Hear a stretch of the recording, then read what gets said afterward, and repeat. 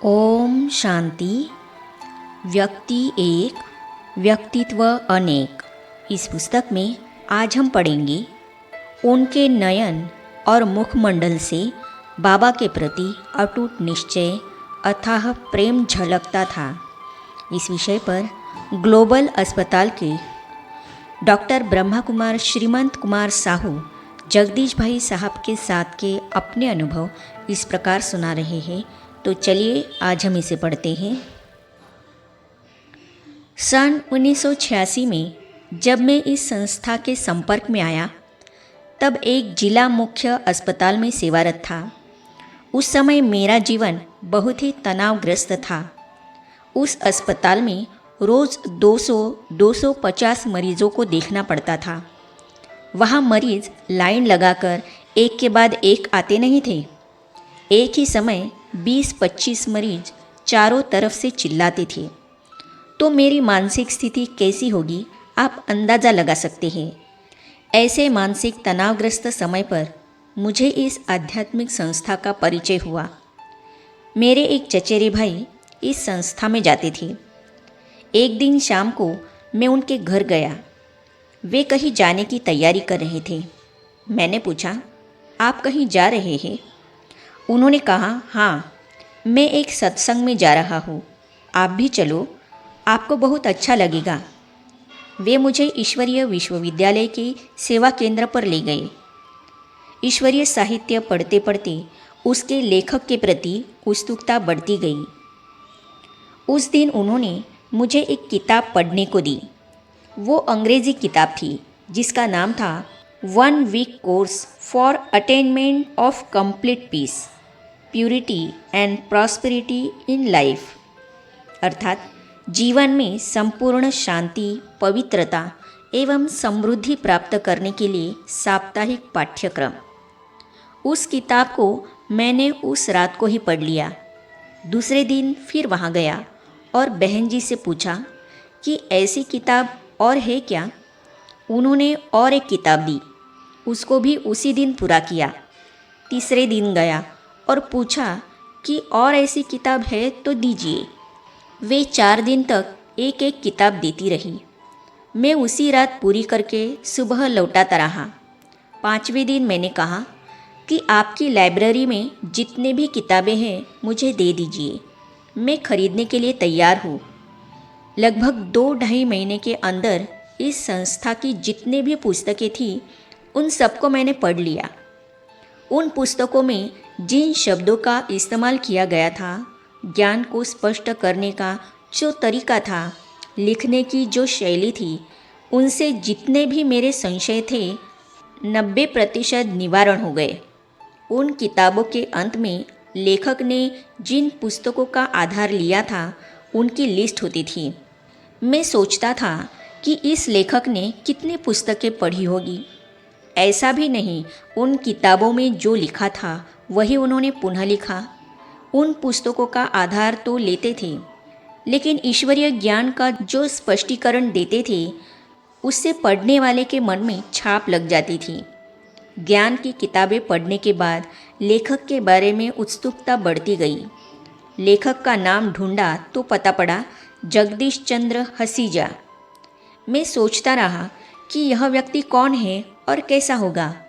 जब मैं स्टूडेंट था मुझे संसार का उतना ज्ञान नहीं था, क्योंकि कॉलेज जाना, घर जाना, अपनी स्टडी करना, बस। लेकिन जब मैं नौकरी करने लगा तो मुझे आभास होने लगा कि यह संसार कैसा है, कितने दुख है इसमें। यह तो जीने के लायक ही नहीं है। लगता था यह संसार भवसागर है जहाँ जीना बहुत मुश्किल है। जब इन पुस्तकों को पढ़ा तो मन में उत्कंठा बढ़ने लगी कि इस लेखक से एक बार मिलना चाहिए। ऐसा भी लगा कि अगर इनकी सेवा करने का अवसर मिल जाए तो यह नौकरी छोड़कर चला जाऊँ। इतनी सुंदर बातें उन्होंने लिखी है तो इनका व्यक्तित्व कितना सुंदर होगा।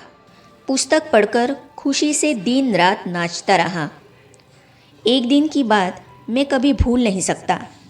जिस दिन मैंने शिव और शिवरात्रि की किताब पढ़ी, उस दिन और रात मैंने न खाया, न पिया और न सोया। किताब पढ़ते पढ़ते बीच में उठकर नाचना शुरू करता था कि मुझे जो चाहिए था वो मिल गया। उस किताब में भाई साहब ने विश्व का पिता परमपिता शिव ही है, इसको जिस तरीके से सिद्ध किया है उसको पढ़कर मन खुशी से नाच उठा। उस पुस्तक में उन्होंने यह भी सिद्ध किया है कि एक समय सारे विश्व में एक शिव परमात्मा की पूजा आराधना होती थी। वही सर्व के मुक्ति जीवन मुक्ति दाता है। बचपन से ही मैं शिव की भक्ति करता था। रोज़ घर में पूजा तो करता ही था, लेकिन पिताजी के साथ हर सोमवार शिव मंदिर भी जाता था। प्रार्थना में शिव के नाम से शंकर की महिमा करता था।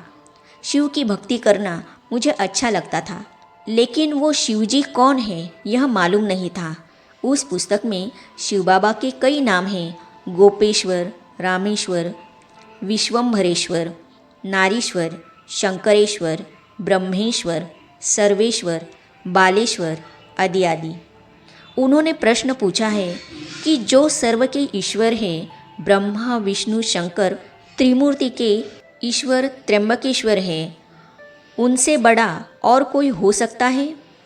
इसीलिए शिव ही परमात्मा है, वही सबका ईश्वर है। यह जानकर मैं पलंग से जंप लगाकर खुशी से नाचने लगा कि मुझे शिव परमात्मा मिल गए। उनको नज़दीक देख मन गदगद हो रहा था। मेरे ज्ञान में आने के 3 महीने बाद संबलपुर ओडिशा में एक सम्मेलन होने वाला था। वो था मिलियन मिनट्स ऑफ पीस।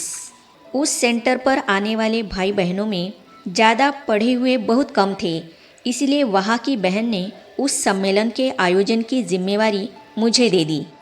मेरा बड़ा सौभाग्य था कि उस सम्मेलन में आदरणीय भ्राता जगदीश जी, दीदी चक्रधारी जी और दीदी सुधा जी का आगमन हुआ था। भ्राता जगदीश जी को उन दिनों मैंने बहुत नज़दीक से देखा। उनकी पुस्तकों को पढ़कर उनके प्रति भावना तो थी ही, जब नज़दीक से देखा तो मन गदगद हो रहा था। उनसे मेरी पहली मुलाकात तब हुई जब वे संबलपुर सेंटर के विजिटिंग रूम में बैठे हुए थे। मैं भी वहाँ गया, उनके सामने बैठा।